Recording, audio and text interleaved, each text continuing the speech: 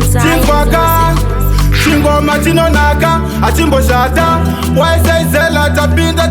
tatanza mtambo kupa mzeti tipasi kupinda tonazi ndasvika monazi ndapinda kwa timani mauzaya chakato chaya wachano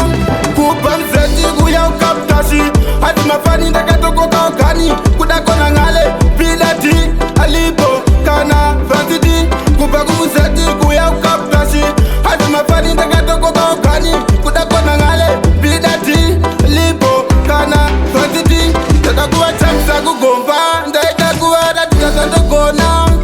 asimukana nandipa dakadipa ndaushandisa kumangoma ndiripinya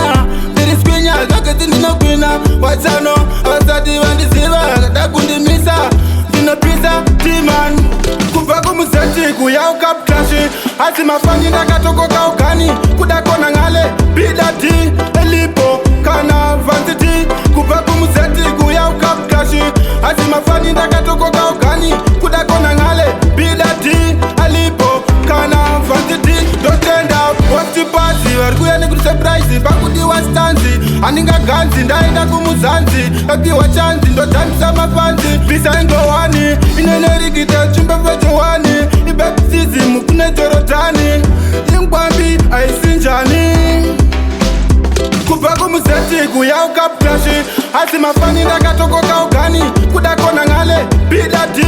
elipo kana vansiti kubva kumuzeti kuya ukaptashi asi mafani ndakatokoka ugani kudakona ngale bidati alipo kana vansiti tatakuwa chamisa kugomba ndaitakuwa datisazandogona asi mukana nandipa dakadipa ndaushandisa kumangoma ndiripinya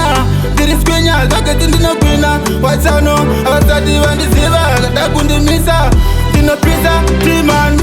kubva kumuzeti kuya ukaptashi asi mafani ndakatokoka ugani kudakona ngale bidati elipo kana vansiti kubva kumuzeti kuya ukaptashi